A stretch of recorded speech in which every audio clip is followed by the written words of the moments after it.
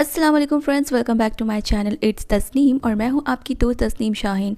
So friends, सबसे पहले मैंने आपको एक वीडियो दिखाया था आउटफिट फ्रॉम स्क्रैच, इस पर मैंने 2 साल की बच्ची के लिए ये वाला एक बहुत ही खूबसूरत सा गाउन और इसके साथ एक दुपट्टा बनाया था। उसके बाद लास्ट वीडियो पर मैंने आपके साथ इसकी पूरी कटिंग शेयर की और आज के इस वीडियो पर मैं आपके साथ शेयर करने वाली हूँ इसकी स्टिचिंग। तो चलिए वीडियो को शुरू करते हैं।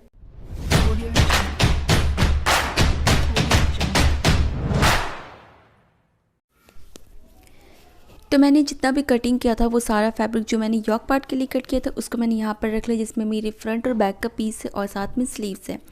तो सबसे पहले यहाँ पर क्या करना है, इनर फैब्रिक के साथ जो मेन फैब्रिक है उसको अटैच करना है।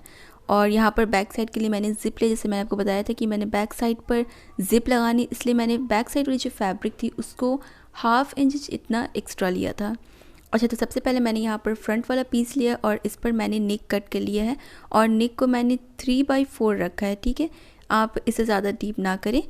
4 इंच जो है वो बच्चों के लिए काफ़ी होता है, क्योंकि इसमें फिर अभी मेरी सिलाई भी होगी तो ऊपर से जो फैब्रिक है वो दब भी जाएगा, तो ये 3.5 हो जाएगा। और बैक साइड पे इससे भी छोटा आप नेक रख सकते हैं क्योंकि ज़िप रहेगी, तो बैक साइड पर आप 3 इंच रखिए या 3.5 भी रख सकते हैं।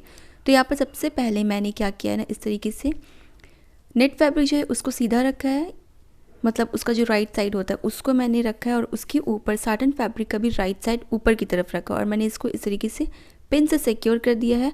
और जो इसका इनर फैब्रिक है साटन, उस पर मैंने नेक का कट कर लिया, नेक को मैंने कट कर लिया है। और इसके बाद इस तरीके से पिन लगाने के बाद जो नेक का शेप है, राउंड शेप, उसी शेप के अकॉर्डिंग हल्के हल्के से आपको सिलाई लगानी है, ताकि जो दोनों फैब्रिक है वो साथ में स्टिच हो जाए। और फैब्रिक आपको थोड़ा सा एक्स्ट्रा रखना है जिसमें आप कट भी लगा सकें, क्योंकि राउंड नेक जब हम लोग बनाते हैं तो उस पर पलटने से पहले हल्का सा कट लगाया जाता है। तो यहाँ पर मैंने ज़रा सा, बिल्कुल ज़रा सा 1/2 इंच से भी कम, यानी एक सूट कहते हैं ना, उतना फैब्रिक मैंने स्टिचिंग पर रखा है। और यहाँ पर मैंने नेक की पूरी जो स्टिच थी उसको कंप्लीट कर लिया। उसके बाद मैंने यहाँ पर जो मेरा नेट का फैब्रिक दिख रहा है नेक वाले एरिया पर, इसकी मैंने कटिंग कर ली। ठीक है, कटिंग करने के बाद यहाँ पर मैंने हल्के हल्के से पूरे नेक लाइन पर हल्का हल्का सा कट लगाया। याद रखिए, कट लगाते वक्त आपको सिलाई नहीं काटनी, सिर्फ फैब्रिक हल्का सा कट होना चाहिए। तो यहाँ पर इसको कट करने के बाद मैंने नेक को पलट करके मैंने इस तरीके से फैब्रिक को सीधा कर दिया। और अब आप देखिए, नेट फैब्रिक भी ऊपर की तरफ सीधा आ गया और इसके अंदर का सैटिन फैब्रिक भी सीधा आ गया। इसके बाद क्या करना है, आपको नेक जो हमने बना लिया ना, तो अब इसको ऊपर की तरफ से भी एक स्टिच लगा लेनी, जिससे कि हमारा जो नेक है वो बिल्कुल फिक्स हो जाए। तो यहाँ पर मैंने पूरे नेक पर इसकी एक स्टिचिंग लगा ली और अब हमें लगाना है ये लेस। तो इसके बाद मुझे यहाँ पर ये वाली लेस लगानी थी, लेकिन उससे पहले मैंने अपनी स्लीव को रेडी कर लेना है। तो यहाँ पर ये मेरी स्लीव वाला फैब्रिक है और इन दोनों को साथ में अटैच करना है। इसके बाद यहाँ पर भी जो लेस है उसका यूज़ होगा। तो देखो, यहाँ इस तरीके से मुझे स्लीव्स को अटैच करना है, लेकिन इसकी जो नीचे वाली लाइन है, बॉर्डर जो स्लीव की नीचे आएगी, उसको मुझे फिनिशिंग लाइन फिनिश बहुत ही अच्छे से फिनिश देना था, ताकि उस पर लेस लग सके। तो मैंने क्या किया, देखो इस तरीके से मैंने फैब्रिक को रखा है। ये जो साटन फैब्रिक का राइट साइड था ना वो ऊपर की तरफ है, और इसके नीचे जो नेट फैब्रिक है ना उसका भी राइट साइड ऊपर की तरफ है। और यहाँ पर मैंने बिल्कुल हाफ इंच से भी बिल्कुल कम फैब्रिक को मैंने सिलाई मार्जिन में रखते हुए इस तरीके से एक सिलाई लगा ली। देखो, मेरा जो सैटन फैब्रिक का राइट साइड था वो भी ऊपर की तरफ है और नेट फैब्रिक जो है उसका भी राइट साइड ऊपर की तरफ है। ठीक है, अभी यहाँ से मैंने इसको एक बार इस तरीके से सिल दिया। देखो, ये मैंने राइट साइड से सिला है। अब जब मैं इसको इस तरीके से पलटूंगी तो ये देखो, नेट फैब्रिक का भी राइट साइड आ गया और सैटन फैब्रिक का भी राइट साइड इसके अंदर आ गया। और यहाँ पर इसके ऊपर से भी मैं एक टॉप स्टिच लगा लूँगी। इस तरीके से एक लाइन की स्टिच जो यहाँ पर ले लेनी है। और अभी मैं आपको दिखाती हूँ कितनी अच्छी फिनिशिंग से ये जो मेरा नीचे स्लीव पर जो आएगा ना, रिस्ट पर जो आएगा, वो बहुत ही अच्छे से फिनिशिंग के साथ रेडी हो जाएगा। अच्छा, तो यहाँ पर मैंने एक सिलाई लगा दी और ये कंप्लीट हो गया। इसके बाद अब जो मेरा ये पूरा फैब्रिक है, ये जो पूरा स्लीव वाला फैब्रिक है जो अभी 3 साइड से ओपन है, तो इसको भी मैं क्या करना है ना, स्टिच करके मैंने यहाँ पर एक दूसरे के साथ जो फैब्रिक है उसको फिक्स कर लिया। और इसके बाद अब देखो, यहाँ पर लगानी है मुझे लेस। तो देखिए, अभी यहाँ पर मैंने क्या किया ना, जो मेरा मेन फैब्रिक था और नेट फैब्रिक था उसको मैंने नीचे की तरफ से तो अच्छे से फिक्स कर लिया था और बहुत ही फिनिशिंग के साथ वहाँ पर मैंने सिलाई की थी। अब जो इसके चारों साइड का जो फैब्रिक था उसको भी इस तरीके से एक स्टिच के साथ आपको सिल लेना है, ताकि दोनों एक दूसरे के साथ अटैच हो जाए। और इसके बाद आपको पलट करके देखना है जितना भी एक्स्ट्रा फैब्रिक जहाँ से आपने स्टिचिंग की है, उसके अलावा अगर कुछ एक्स्ट्रा फैब्रिक साइड पर रह जाता है, नेट फैब्रिक या सैटिन फैब्रिक, तो आपको उसको कट करके ट्रिम कर लेना है। और इसके बाद यहाँ पर देखिए इसी तरीके जैसे मैंने आपको एक स्लीव यहाँ पर रेडी करके बताया, आपको सेम इसी तरीके से दूसरा वाला जो स्लीव है ना, उसको भी बिल्कुल सेम तरीके से रेडी कर लेना है। ठीक है, इसके बाद मेरे पास लेस है और लेस लगाना है स्लीव पर और मेरे फ्रंट पीस का जो नेक था उस पर। तो पहले मैं आपको यहाँ पर इसकी नेक पर लगा करके दिखाती हूँ कि आपको नेक पर किस तरीके से लगाना है। तो ये है मेरी लेस रोज़ गोल्ड कलर की और इसको मुझे लगाना है राउंड नेक पर। तो आप देखिए कि लेस जो है वो काफ़ी पतला सा है, 1/2 इंच से भी कम लेस की चौड़ाई है और एक्स्ट्रा में उस पर जो छोटे छोटे से फ्रिल्स निकले हुए ना झालर टाइप का, तो वो एक्स्ट्रा है, उसको हमें स्टिच नहीं करना है। तो इस तरीके से मैंने राउंड नेक पर लेस को जो है एक सिलाई के साथ लगा लिया। अब देखिए यहाँ पर बहुत से लोग ये पूछते हैं कि राउंड नेक पर लेस कैसे लगेगा। थोड़ा मुश्किल होता है, जब आप लेस को थोड़ा चौड़ा लेंगे ना, 1 इंच या 1/2 इंच से लेंगे ना, तो उस पर दिक्कत आएगी। लेकिन ये जो मेरा लेस है ना, ये ऑलरेडी 1/2 इंच का है और इस पर जो है ना, जो पतली सी है ना प्लेन लेस है ना, बस उसी को स्टिच करना है। इस एक एक्स्ट्रा जो इस पर है ना झालर की तरह जो राउंड निकला हुआ, उसको आपको बिल्कुल भी स्टिच नहीं करना, उसको आप ऐसे ही छोड़ दें। ठीक है, तो यहाँ पर फिर मैंने एक और स्टिच लगा लिया उसी लेस के ऊपर। मैंने यहाँ पर जो एक्स्ट्रा निकला हुआ ना राउंड सा झालर जैसा, उस पर मैंने सिलाई नहीं लगाई। अब देखिए ये बैठ तो रहा लेकिन उतनी सही से नहीं बैठ रहा है। तो अब क्या करना है आपको, ये जो एक्स्ट्रा वाला फैब्रिक लेस है ना, उस पर हल्का हल्का सा कट लगा देना है। कट ऐसे लगाना है कि आपका लेस कटे भी नहीं और वो ख़राब भी ना हो, बिल्कुल बारीक से, जैसे कि वो जो राउंड सा निकला हो ना, बस जैसे 2-4 राउंड के बाद आपको एक हल्का सा कट लगा देना, बिल्कुल हल्का सा, जिससे बस उस पर एक स्ट्रेच आ जाए और जो वो लेस है वो ख़राब ना हो, फैब्रिक भी नहीं कटे। तो देखिए अभी मैंने कट कर दिया और यहाँ पर जो लेस है वो काफ़ी अच्छे से बैठ गया। इसके बाद स्लीव पर मैंने लेस लगा दिया। अच्छा, ये जो लेस है ना, जब आप इसको दुपट्टे वगैरह पर यूज़ करेंगे ना, तो इसको अंदर की तरफ से लेस लगाइए। ये जो इसका ऊपर वाला जो झालर निकला हुआ है ना, इसको आप सिर्फ दिखाने के लिए लगे, लेकिन यहाँ पर मैं जो नेक पर और स्लीव पर लगा रही हूँ ना, तो मैं इसको ऊपर से लगा रही हूँ कि ताकि ये जो पूरा लेस है पूरा दिखे। तो यहाँ पर मैंने अपना जो लेस है वो लगा करके कंप्लीट कर लिया है, स्लीव पर भी और फ्रंट साइड पर भी। इसके बाद अभी फ्रंट साइड पर मुझे वो बेल्ट लगाना बाकी है, तो पहले मैं यहाँ पर अपना बैक साइड जो ओके, तो अब यहाँ पर मैंने लिया है बैक वाला पीस और यहाँ पर मेरा जो बैक का नेट वाला पीस था उसको मैंने बीच से कट नहीं किया था। तो सबसे पहले मैंने यहाँ पर ये जो मेरा बैक पीस है इसको मैंने इस तरीके से डबल फोल्ड कर लिया और इसको मैंने बीच में से इस तरीके से कट कर लिया है।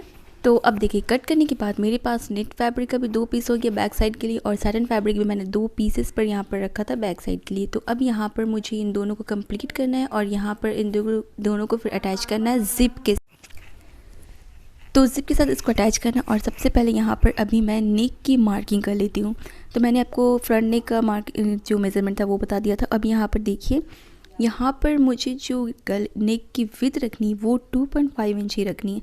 यहाँ पर इस तरीके से मैंने 2.5 इंच पर मार्क कर दिया और जो इसकी डीपनेस जो रहेगी नेक की बैक साइड की, तो मैंने बताया कि बैक साइड पर पूरी पर ज़िप रहेगा, तो यहाँ पर आप 2.5 इंच भी नेक रख सकते हैं और 3 इंच भी नेक रख सकते हैं। तो मैंने यहाँ पर 3 इंच पर इस तरीके से निशान लगा लिया और फिर मैंने इसको हल्का सा राउंड शेप दे दी। जैसे मैंने फ्रंट पर भी राउंड शेप बनाया था, तो मैंने बैक पर भी इसको राउंड नेक ही बना रही हूँ। इसके बाद मैंने सबको इस तरीके से पिन के साथ अटैच कर लिया। और देखिए बच्चों के ड्रेसेस पे ज़्यादातर राउंड नेक ही बनता है, इतनी ज़्यादा नेक पर कोई डिज़ाइनिंग की ज़रूरत नहीं होती है। तो यहाँ पर सबसे पहले मैंने नेक पर जो मैंने शेप बनाया था उस शेप पर मैं इस तरीके से सिलाई लगा रही हूँ। इसके बाद ये जो इस साइड वाला फैब्रिक है ना, इसको बिल्कुल स्ट्रेट ऊपर से जहाँ पर मेरा नेक एंड हो रहा है वहाँ से बिल्कुल नीचे एंड तक इस तरीके से एक सिलाई लगा लेनी है। ठीक है, तो ये जो साइड है ना यहाँ पर ज़िप लगेगी और इसलिए मैंने यहाँ पर इस तरीके से एक सिलाई लगाई ताकि ये जब मैं इसको पलटूंगी तो वो फिनिशिंग आएगी। इसके बाद मैंने सारे पिन्स को निकाल लिए और फिर मैंने नेक की कटिंग कर ली, जो शेप था उसकी कटिंग कर ली। फिर इस साइड पर जितना भी एक्स्ट्रा फैब्रिक था उसको मैंने कट कर दिया। और अब देखिए नेक को जैसे मैंने बताया था कि पलटने से पहले इस पर छोटे छोटे से कट्स लगाने पड़ते, तो यहाँ पर मैंने छोटे से कट्स लगा लिए और ज़्यादा कट्स की ज़रूरत नहीं है इस नेक पर। इसके बाद जब इस तरीके से मैंने फैब्रिक को पलटा तो आप ये देखिए कि इसकी नेक तो फिनिशिंग के बनी ही थी, फिनिशिंग के साथ ही में जहाँ पर ज़िप लगाना वो भी कितने अच्छा नीट एंड क्लीन बन गया था। अच्छा, अब इधर का फैब्रिक ओपन है, तो अब क्या करना है, नेक के ऊपर सिलाई लगानी है। ठीक है, जैसे मैंने आपको बताया था कि जैसे जब भी नेक बनता है उसको पलटने के बाद एक सिलाई लगती है, तो यहाँ पर नेक पर एक टॉप स्टिच लेना है, फिर जो ज़िप वाली साइड है उसके ऊपर से इस तरीके से सिलाई लेनी है और इसी सिलाई को हम लोग कंटिन्यू करते जाएंगे नीचे की साइड, फिर साइड की तरफ और आर्म होल से होते हुए शोल्डर तक इसको पूरा स्टिच करके कंप्लीट कर लेना है। एक टॉप स्टिच लगा लेनी है जिससे ये जो इसका मेन फैब्रिक और इनर वाला फैब्रिक है दोनों साथ में अच्छे से अटैच हो जाए।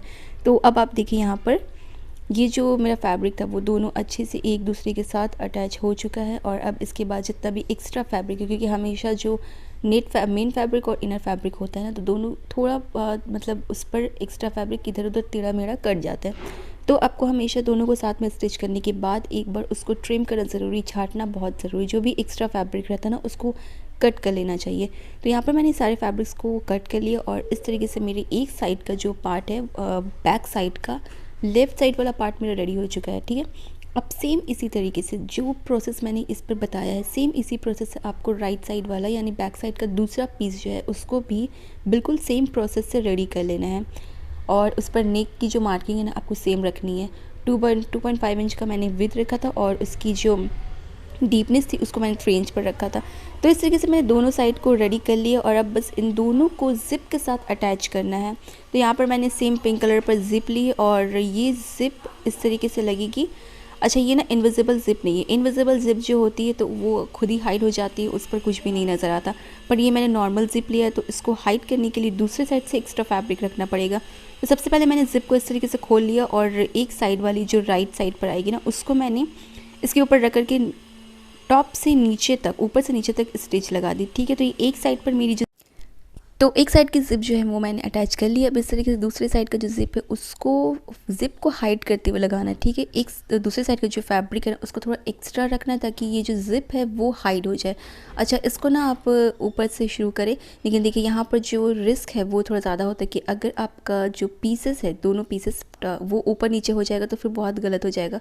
तो इसलिए इतनी मेहनत ना करनी पड़े, इसलिए मैंने नीचे की तरफ से इस तरीके से फैब्रिक को सेट किया और फिर ऊपर की तरफ से सेट किया। और नीचे देखिए मैंने नीचे से इसको सिलाई लगा ली और ऊपर की तरफ मैंने पिन लगा करके रखा था। इसके बाद आप नीचे की तरफ से इसको इस तरीके से स्टिच करना शुरू करें और जो फैब्रिक है वो ज़रा सा आपको हाइड करना है कि ज़िप हाइड हो जाए, ज़िप दिखना नहीं चाहिए। तो इस तरीके से ज़िप को हाइड करते हुए मैंने दूसरी साइड की भी सिलाई लगा ली और यहाँ पर जो मेरा ये ज़िप वाला काम था वो कंप्लीट हो चुका है। अच्छा, अभी देखिए मुझे ना ये लॉन्ग ज़िप मिली थी, मैंने शॉर्ट ज़िप लिया नहीं, मुझे लॉन्ग ज़िप मिली थी। तो यहाँ पर जितना भी एक्स्ट्रा ज़िप था उसको मैंने कट कर दिया है। तो चलिए, यहाँ पर मेरा फ्रंट और बैक का जो पीस था वो रेडी हो चुका था। अब यहाँ पर मैं रिबन बना रही हूँ, जो मैंने 2 स्ट्रिप्स कट किए थे इस तरीके से। तो यहाँ पर देखिए क्या करना है, आपको एक स्ट्रिप लेना है और इसको इस तरीके से उल्टी तरफ से फोल्ड करना है। ठीक है, अब यहाँ से आपको बिल्कुल तिरछा क्रॉस में इस तरीके से एक सिलाई लगा लेनी है, जिस तरीके से मैं आपको यहाँ पर स्क्रीन पर दिखा रही हूँ। अच्छा, आप चाहे तो आप इसको सीधा भी रख सकते हैं, पर मैंने यहाँ पर इसको हल्का सा इस तरीके से तिरछा स्टिच किया है। और इसके बाद जितना भी ये स्ट्रिप है ना इसको बिल्कुल बराबर से करते हुए, बराबर से रखते हुए आपको पूरे में एक सीधी सिलाई लगा लेनी है। तो एक साइड से इसको स्टिच करने के बाद आप यहाँ पर जो इसका ओपन वाला साइड ना बिल्कुल बराबर से आपको ये इक्वली सिलाई लगा लेनी है और जो इसका दूसरा एंड है वहाँ पर आपको आकर के रुक जाना है। जो दूसरा एंड है उसको आपको ओपन ही रखना है, खुला छोड़ देना है, वहाँ से आपको सिलाई नहीं लगानी है।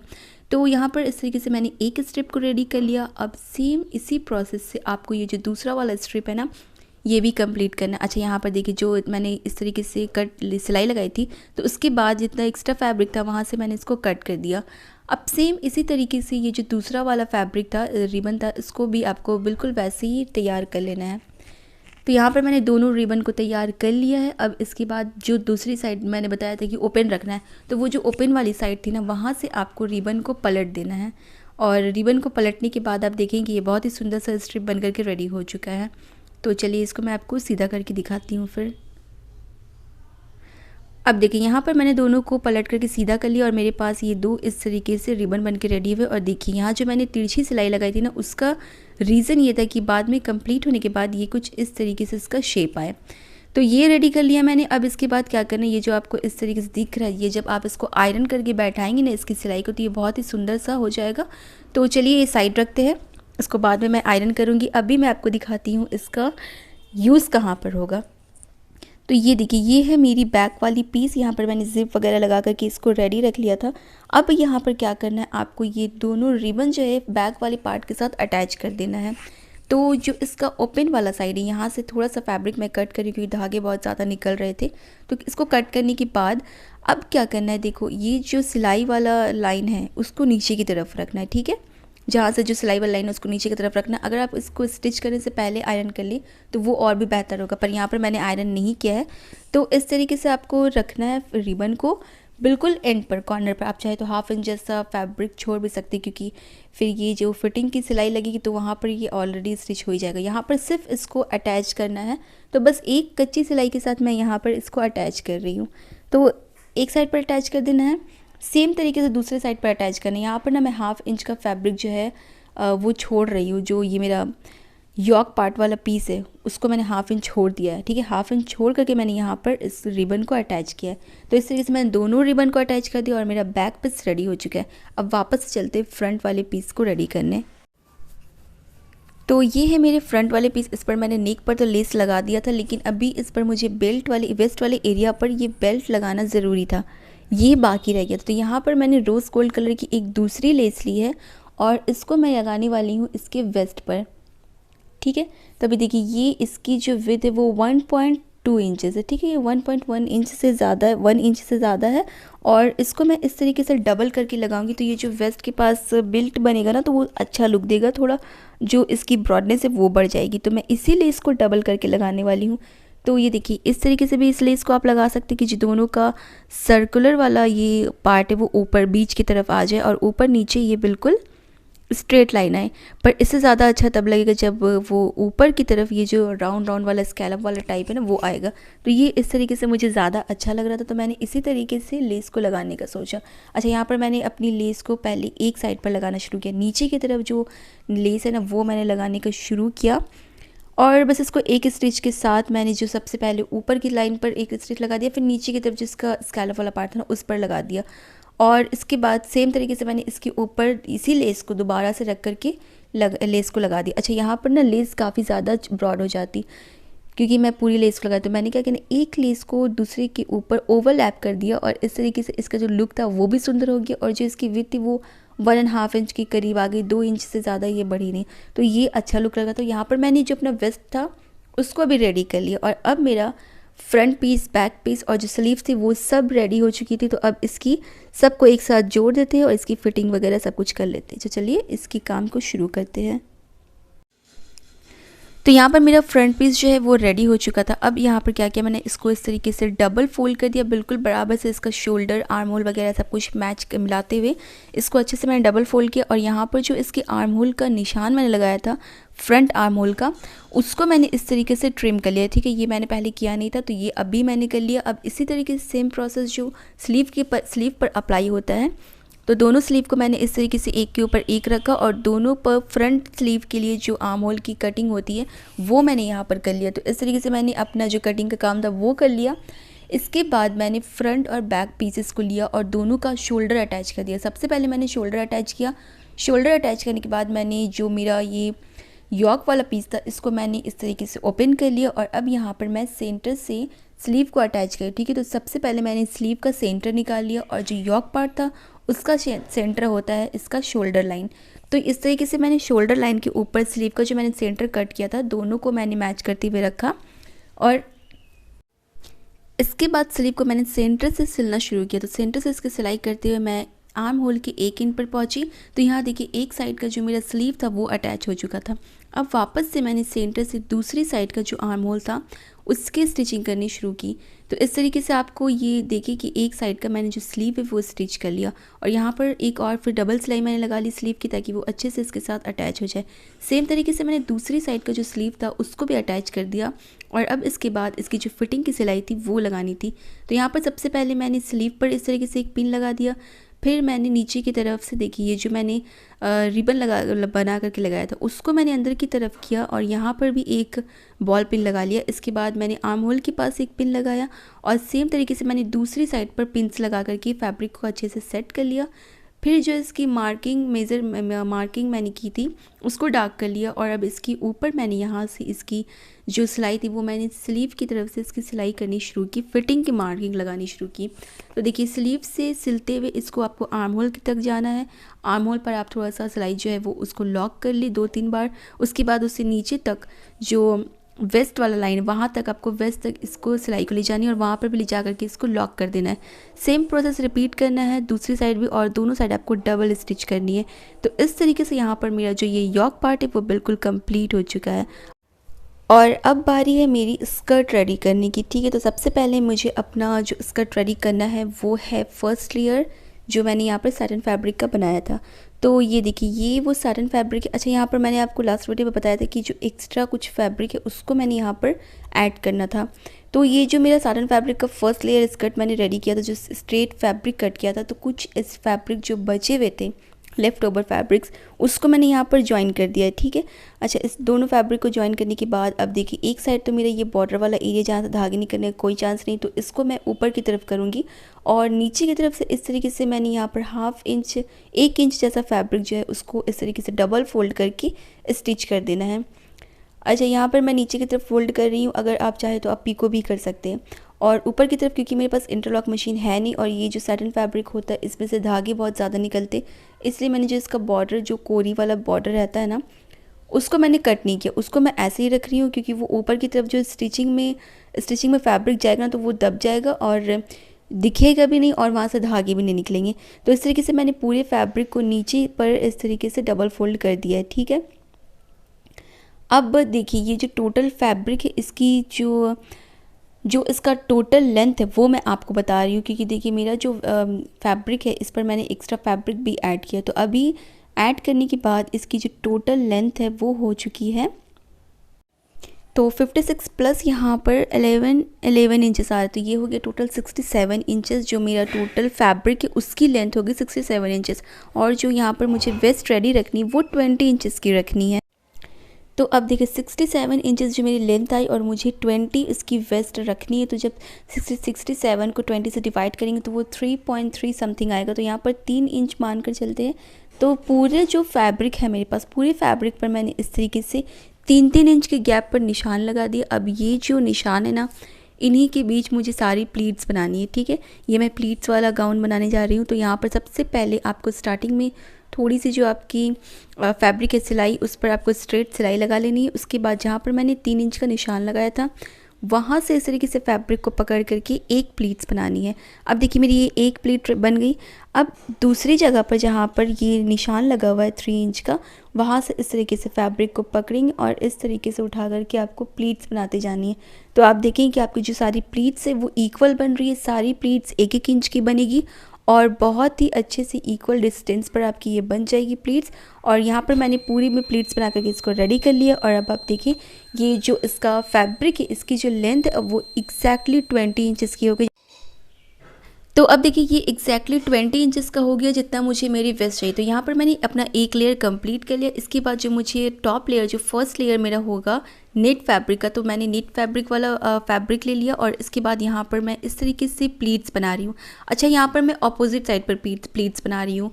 इसके नीचे जो अभी मैंने जो साटन वाले फैब्रिक पर प्लीट्स बनाया था, तो वो सब जो है वो सारे जो प्लीट्स है वो लेफ़्ट साइड की तरफ जा रहे थे, और अभी जो मैं नेट फैब्रिक पर प्लीट्स बना रही थी ये सब राइट साइड की तरफ जा रहे। मैं अपोजिट पर बनाई बस एक इसलिए ताकि एक वॉल्यूम जो है वो अच्छा सा है। आप चाहे तो सब में नॉर्मल प्लीट्स बना सकते, गैदरिंग भी कर सकते, या फिर ब्लॉक प्लीट्स भी बना सकते। तो देखिए यहाँ पर मैंने फर्स्ट लेयर और सेकेंड लेयर दोनों कंप्लीट कर लिया है। अब मैंने आपको स्टार्टिंग पर दिखाया था कि जो ऊपर की साइड से प्लेन नेट फैब्रिक बच रहा था उसको मैंने बड़ी हिफाजत से रखा था फ्रिल्स बनाने के लिए। तो सबसे पहले आप यहाँ पर देखिए इस तरीके से आपको ये पूरा जो नेट फैब्रिक था वो मैंने यहाँ पर ले लिया है, और इसकी जो विड्थ है, अच्छा इसकी लेंथ तो पूरी 1.5 मीटर होगी, क्योंकि 1.5 मीटर का फैब्रिक था तो ये नेट जो है 1.5 मीटर ही मेरे पास निकला है। और जो इसकी विड्थ है वो 5 इंचेस थी।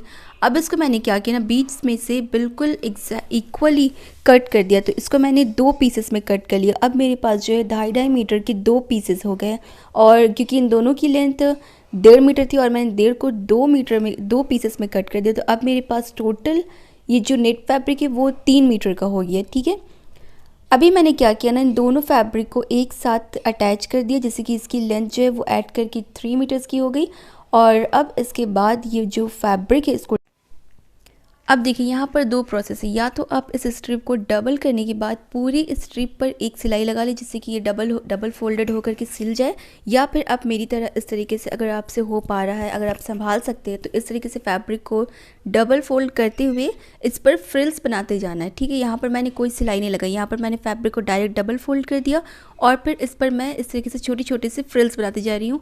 और क्योंकि अभी मेरे पास पूरा 3 मीटर का ये नेट फैब्रिक है और जितना फ्लेयर है इस गाउन का वो 1.5 मीटर ही है, तो यानी मेरे पास डबल फैब्रिक, तो मैं आराम से यहाँ पर 1-1 इंच का फ्रिल जो है वो बनाती जा रही हूँ, कोई मुश्किल नहीं आएगी इस पर।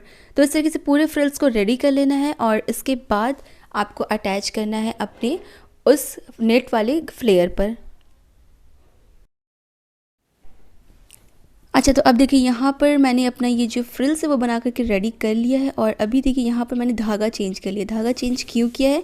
क्योंकि मेरा ये जो नेट फैब्रिक है इस पर नीचे की तरफ ये कट वर्क बना हुआ है और ये कट वर्क पूरी वाइट कलर पर है। इस पर वाइट कलर की थ्रेड से सारा वर्क किया हुआ, तो अगर इस पर मैं पिंक कलर की धागा यूज़ करूँ तो वो पूरे साफ साफ नज़र आएगा। इस वजह से मैंने यहाँ पर धागा को चेंज कर लिया, मैंने वाइट धागा लगा लिया। और अब देखिए ये जो कट वर्क है ना, इसके अंदर की तरफ इस तरीके से ये वाला फ्रिल्स को रखना है और बिल्कुल इस तरीके से रखना है कि ये जो फ्रिल्स है वो इसके कटवर्क के बराबर ही आ जाए, एकदम आपको नीचे तक नहीं लगाना है। मतलब आपकी लेंथ जो है वो ज़्यादा इंक्रीज़ नहीं होनी चाहिए, 1/2 इंच से भी कम, बिल्कुल हल्का सा अगर ये इंक्रीज़ होता है इसका लेंथ तो ठीक है। आपको बहुत ज़्यादा लेंथ इंक्रीज़ करने के लिए यहाँ पर फ्रिल्स नहीं लगाना है, ठीक है। तो देखिए कटवर्क के बराबर ही मैंने फ्रिल्स को रखा है और अब बस पूरे इस घेर पर फ्रिल्स को नीचे की तरफ रखते जाना है, दबाते जाना है और स्टिच करते जाना है। तो इस तरीके से मैंने ये पूरा जो फ्लेयर था इसको कंप्लीट कर लिया। तो अब फाइनली मेरा फर्स्ट लेयर और सेकेंड लेयर जो साटन वाला था वो दोनों रेडी हो चुका है। तो चलिए अब थर्ड लेयर यानी कैनकन वाली स्कर्ट की तैयारी कर लेते। तो सबसे पहले मैंने आपको दिखाया था कि मैंने कैनकन को बीच में से 2 पार्ट्स में अलग कर दिया था। तो अब यहाँ पर क्या करना है, इस तरीके से कैनकन जो है उसको ओपन कर लेना है और इन दोनों कैनकन को पीसेस को अटैच कर लेना है एक साथ। और यहाँ पर आपको डबल स्टिच लगानी है ताकि ये अच्छी तरीके से अटैच हो जाए, ठीक है। तो देखिए इस तरीके से आपको हॉरिजॉन्टल इस चीज़ को स्टिच कर लेना है। अब यहाँ पर स्टिच करने के बाद आपको ये जो कैनकन है ये इसको डबल फोल्ड करके फैब्रिक के साथ ये अटैच होगा। तो ये आप कैनकन अगर आपने यूज़ किया तब जानते हो उसमें से काफ़ी तार की तरह कुछ वो हार्ड फैब्रिक होता है, तो वो पैर में चुभ सकता है, इसलिए उसको फैब्रिक के साथ एक फैब्रिक की पट्टी लगानी पड़ती है। तो सबसे पहले तो इस तरीके से आप फैब्रिक को कैनकन को डबल फोल्ड कर लें। अभी हम लोगों ने इसको हॉरिजॉन्टल में अटैच किया था, अब इसको उसी तरीके से डबल फोल्ड कर लेना है। और ये देखिए ये भी 1.5 मीटर कैनकन था, इसको मैंने बीच से हाफ कर दिया था और इसके बाद मैंने इसको अटैच कर दिया। तो ये कैनकन जो ये भी 3 मीटर का हो गया है। अच्छा, यहाँ भी वही चीज़ है कि अगर आप चाहे तो इस तरीके से पूरी कैनकन पर एक स्टिच लगा करके इसको मतलब डबल फोल्ड करके एक स्टिच लगा सकते हैं, या फिर आप चाहे तो डायरेक्टली इस पर पट्टी लगाते हुए इसे कंप्लीट कर सकते हैं। तो यहाँ पर मैंने सेम फैब्रिक लिया हुआ है और ये जो मेरी फैब्रिक है इसकी विड्थ जो है वो 2.5 इंचेस है। तो इस तरीके से मेरे पास 3-4 पट्टियाँ हैं, क्योंकि ये पूरे 3 मीटर का कैनकन है तो पट्टी भी आपके पास उतनी ही होनी चाहिए। अगर आपके पास सेम कलर का फैब्रिक नहीं है तो आप दूसरा फैब्रिक भी यूज़ कर सकते हैं, पर कलर मैच होना चाहिए। जैसे कि अगर आपके पास कॉटन फैब्रिक भी है सेम कलर तो आप वो भी यूज़ कर सकते हैं। तो फिर यहाँ पर मैंने सारी पट्टियों को जोड़ करके इसे एक लाइन पर इस तरीके से सेट कर लिया। अब यहाँ पर क्या करना है, आपको अपनी कैनकन के साथ इसे अटैच करना है। तो यहाँ पर मैंने अपना ये कैनकन जो था उसको मैंने पहले डबल फोल्ड करके रख लिया और यहाँ पर मैंने डबल फोल्ड करके सिलाई नहीं लगाई है, मैं डायरेक्ट फैब्रिक के साथ उसे स्टिच करके लगाऊंगी। तो फैब्रिक जो है इसको आपको रखना है सीधा, इसके ऊपर रखनी है कैनकन और यहाँ से आपको बिल्कुल बराबर से एक सिलाई जो है वो लगाती जानी, एक एंड से दूसरे एंड तक पूरी कैनकन पर फैब्रिक के साथ आपको सिलाई लगा लेनी है।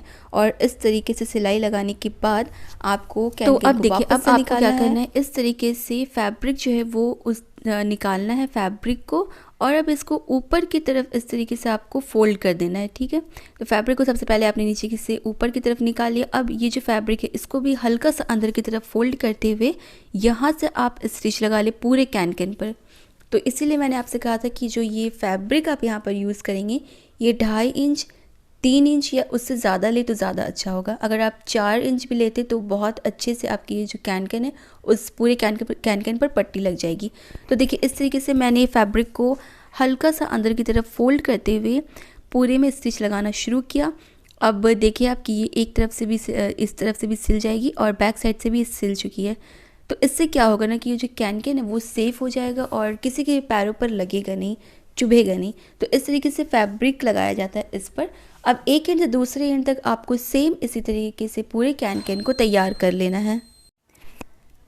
तो अब देखिए यहाँ पर मैंने अपना कैन वाला जो पार्ट है उसको बिल्कुल अच्छे से रेडी कर लिया है और अब यहाँ पर मैं ले रही हूँ अपना स्कर्ट वाला पीस जिस पर मुझे कैन को लगाना है। तो सेम पहले वाले तरीके से जैसे मैंने बताया था उसी तरीके से आपको नीचे की तरफ से फैब्रिक को डबल फोल्ड करते हुए पूरी फैब्रिक पर इस तरीके से स्टिच लगा लेनी है। और ये जो मेरा स्कर्ट है इसके भी ऊपर की तरफ वो बॉर्डर वाला पार्ट था तो मैंने उसको वैसे ही छोड़ दिया क्योंकि ऊपर की तरफ से मुझे इस पर भी प्लीट्स बनानी है तो वो ऊपर की तरफ से स्टिच हो जाएगा। अच्छा, आप कैन को इस स्कर्ट के नीचे की तरफ से रखना है बिल्कुल बराबर करते हुए। आप चाहे तो इसे 1 आध इंच ऊपर की तरफ भी रख सकते, पर मैंने यहाँ पर मिलाते हुए बिल्कुल बराबर से रखा है। और अब यहाँ से आपको कैन की सिलाई शुरू करनी है। तो देखिए सबसे पहले स्टार्टिंग पर आपको 1 इंच जैसा जो कैन है इसको स्ट्रेट से स्टिच कर लेना है। इसके बाद का जितना भी ये कैन है सबको आपको प्लीट्स बनाते हुए इस पर लगा देना है। तो इसके बाद यहाँ पर मैंने अपनी ये पूरी जो स्कर्ट वाला फैब्रिक था इस पर कैन को प्लीट बनाते हुए यहाँ पर पूरी पे अटैच कर दिया। और यहाँ पर मैं जो कैन है उसको बॉक्स प्लीट बना रही हूँ। आप नॉर्मल प्लीट्स भी बना सकते हैं लेकिन बॉक्स प्लीट बनाने से उसका जो वॉल्यूम है वो ज़्यादा अच्छे से आता है। तो नेक्स्ट टाइम आप ट्राई करें बॉक्स प्लीट बनाने की कैन पर। और कहते हैं यहाँ पर कैन वाला काम मैंने कर लिया। अब यहाँ पर जो मैंने फर्स्ट लेयर और सेकेंड लेयर बना करके रेडी रखा था, जो मेरा फर्स्ट लेयर था सैटिन का और सेकंड लेयर जो मैंने बनाया था अपना नेट फैब्रिक का, तो यहाँ पर मैंने दोनों को लिया और दोनों को वेस्ट के साथ एक साथ अटैच कर दिया ताकि वो दोनों साथ। अच्छा, यहाँ पर साथ में स्टिच करते वक्त यहाँ पर मैं क्या कर रही हूँ, अंदर वाला जो मेरा सैटिन फैब्रिक है उसकी जो प्लीट्स है उस सबको अच्छे से सेट करते जाना है। उसके ऊपर नेट फैब्रिक जो है उसको भी अच्छे से सारी प्लीट्स को सेट करना है और फिर धीरे धीरे सिलाई लगानी है। तो यहाँ पर देखिए आप जल्दी जल्दी में सिलाई ना करें वरना जो सारी प्लीट्स है वो गड़बड़ हो जाएगी क्योंकि जो दोनों की प्लीट्स है वो एक दूसरे के अपोजिट बने हुए हैं। तो यहाँ पर इस तरीके से मैंने दोनों जो फैब्रिक था मेरा फर्स्ट लेयर और सेकेंड लेयर दोनों के साथ में कमर के पास से एक साथ स्टिच कर लिया। और अब इन दोनों स्कर्ट को साथ में सिलने के बाद अब इस तरीके से ये जो फ्लेयर है नेट वाला इसको पकड़ना है और इसके दोनों कॉर्नर्स को इस तरीके से एक साथ पकड़ लेना है। और अब यहाँ से हम लोग क्या करेंगे, 1/2 इंच का मार्जिन रखते हुए ये पूरे स्कर्ट को सिल लेंगे। तो इस तरीके से नेट फैब्रिक को यहाँ से सिलते जाना है और ये पूरा नेट जहाँ पर एंड होगा स्टिचिंग वहाँ से हमारी साटन वाली स्कर्ट शुरू हो जाएगी। तो वहाँ से फिर साटन वाले स्कर्ट को भी एंड तक स्टिच कर देना है। तो इस तरीके से डबल स्टिच कर देना है ये पूरा नेट और साटन वाली फैब्रिक को। और इसके बाद जब इसको हम लोग पलट कर सीधा करेंगे तो ये काफ़ी अच्छे से एक स्कर्ट का शेप आ जाएगा, राउंड हो जाएगा और ये जो हमारा स्कर्ट है वो रेडी हो चुका। अब इसके बाद कैन वाली स्कर्ट को रेडी करना है। तो देखिए यहाँ पर ये जो मेरा 2 लेयर स्कर्ट था साटिन स्कर्ट और इसके ऊपर का जो नेट वाला स्कर्ट था, तो इन दोनों को मैंने साथ में स्टिच करके रख दिया साइड पर। अब जो मेरा ये कैन वाला स्कर्ट था तो इस पर मैंने कैन अटैच कर लिया था लेकिन ये जो ऊपर का पार्ट ओपन था तो यहाँ पर मैं प्लीट्स बना रही हूँ। यहाँ पर बहुत ज़्यादा प्लीट्स नहीं बनेगी, बस 4-5 प्लीट्स बना देनी जिससे कि इसका जो वेस्ट है वो स्कर्ट के वेस्ट को मैच कर जाए। तो यहाँ पर ये स्कर्ट की जो प्लीट्स है वो बन गई। अब मैंने इसको इस तरीके से डबल फोल्ड कर दिया और इसकी साइड की जो सिलाई थी वो भी ली। तो यहाँ पर 1/2 इंच का मार्जिन रखते हुए मैंने इस स्कर्ट को ऊपर से नीचे एंड तक पूरा स्टिच कर दिया। और स्टिच करते वक्त जो ये फैब्रिक और कैन है सबको साथ में अच्छे से सेट करते हुए फिर इसकी स्टिचिंग जो है वो करनी है। तो अब फाइनली यहाँ पर मेरी तीनों लेयर्स जो है वो अलग अलग रेडी हो चुके हैं और अब इन तीनों को साथ पर अटैच करना था। तो देखिए ये कैन स्कर्ट जो है इसको मैंने यहाँ पर रेडी कर लिया और इससे पहले मैंने दोनों लेयर को साथ में अटैच करके एक स्कर्ट बना लिया था। तो अब देखिए ये इसकी साइड पर इसकी स्टिचिंग वाली लाइन आई है और ये जो मैंने स्कर्ट रेडी किया था इसकी जो स्टिचिंग वाली लाइन है उसको इस वाली लाइन के साथ एक बार मिलाते हुए यहाँ पर एक पिन लगा लेंगे और फिर इस स्कर्ट के अंदर इसको किसी भी तरह से आप एडजस्ट कर लीजिए। या तो आप नीचे से इसे कैन वाले स्कर्ट को ऊपर निकालें या फिर इस तरीके से करें जैसे मैंने यहाँ पर किया है।